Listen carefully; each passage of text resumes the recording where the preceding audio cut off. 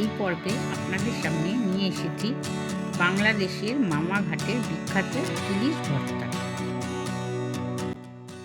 ইলিশ ভর্তা করতে লাগবে ইলিশ মাছ, নুন, লঙ্কা, ধনেপাতা, রসুন, হলুদ, কুচনো পেঁয়াজ।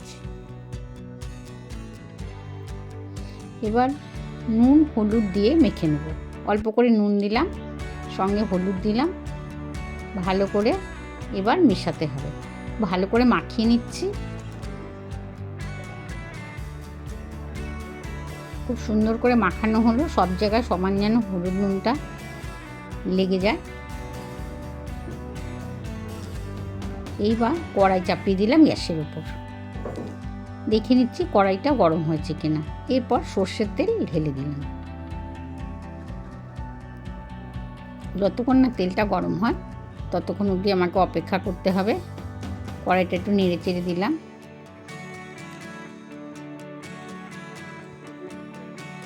তেল গরম হয়ে এসছে প্রায়,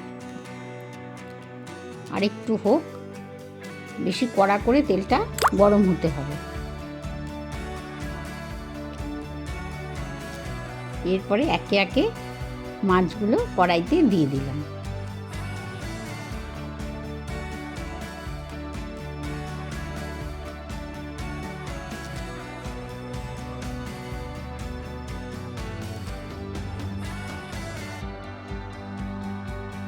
এবার উল্টে দিচ্ছি আস্তে আস্তে করে। সব কটা মাছ এপিট ওপিট করে আমাকে ভাজতে হবে ভালো করে, যেন সব দিকটাই কুড়মুড়ে করে ভাজা হয়।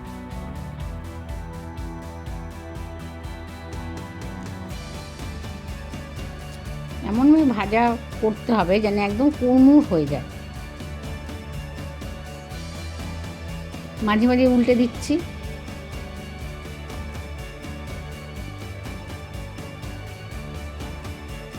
ইলিশ মাছ আমরা অনেকভাবেই খাই, কিন্তু এইটার একটু আলাদা রকম টেস্ট হবে। সাধারণত আমরা বড় ইলিশ আনলে লেজের দিকটাই করি, কিন্তু পরিমাণে কম হয় বলে একটি গোটা পোকা ইলিশ ব্যবহার করছি। দেখতে দেখতে মাছ বোঝা যাচ্ছে ভালো ভাজা হয়ে গেছে। আস্তে আস্তে করে এক এক করে মাছ আমি তুলে নেব।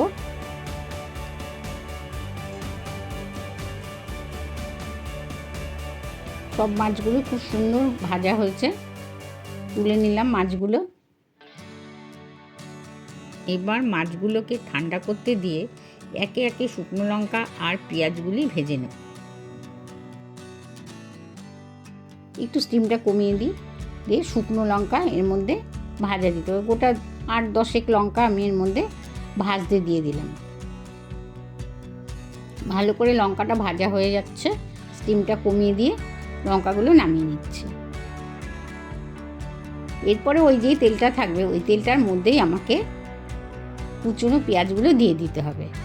স্টিমটা আবার একটু বাড়িয়ে নিলাম।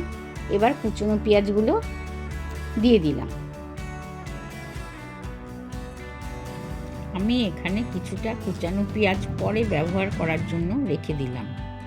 ইলিশ মাছে রসুনের ব্যবহার সাধারণত হয় না, কিন্তু এই রান্নাটির জন্য রসুন একটি অন্যতম উপাদান। 2-3টে রসুনের কোয়া দিয়ে দিলাম। আর বারবার করে নাড়তে থাকবো, নালে পেঁয়াজটা পুড়ে যাবে। একটু লাল হয়ে আসলেই সেটাকে আমি নামিয়ে নেব। দেখুন আমি বারবার নেড়ে যাচ্ছি যাতে সব দিকটাই ভালো মতো ভাজা হয়। আস্তে আস্তে রঙটা পাল্টাতে শুরু করেছে। এবার সেগুলো নামিয়ে নিলাম।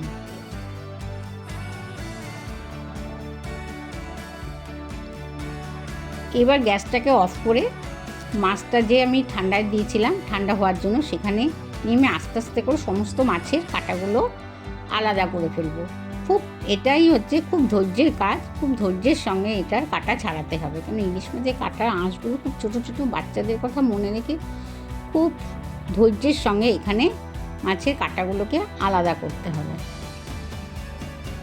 এখানে তাড়াহুড়ো করলে চলবে না। এতক্ষণে বুঝেই গেছেন রান্নাটি করতে খুব কম উপকরণ লাগে। তাহলে আগামী ছুটির দিনে চট করে বানিয়ে ফেলুন মামাঘাটে ইলিশ ভর্তা। ভালো লাগলে কমেন্ট বক্সে অবশ্যই জানাবেন, আর আপনাদের আপনজনদের সাথেও এই ভিডিওটা শেয়ার করবেন। দেখতে দেখতে প্রায় হয়ে গেল, কাটা ছাড়ানো শেষ। এরপর এর মধ্যে শুকনো লঙ্কাগুলো একে একে সব ভেঙে নেব। খুব ভালো করে মিশিয়ে ভাঙতে হবে যেন গোটা গোটা না থাকে। এরপর এর মধ্যে দিয়ে দিতে হবে অন্যান্য উপাদানগুলি, যেমন নুন দিলাম, স্বাদ মতো নুন দিতে হবে। এর মধ্যে ভাজা পেঁয়াজগুলো দিয়ে দিলাম,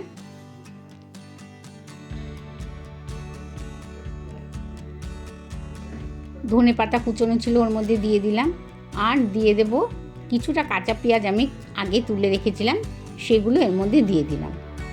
এরপর সেই মাছ ভাজার তেলটা যে আছে তার থেকে 3-4 চা চামচ তেল নিয়ে নিলাম।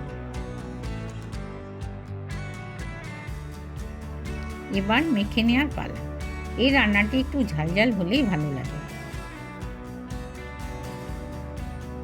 আমরা যেমন আলু সেদ্ধ মাখি অনেকটা সেরকম করে মেখে নেব।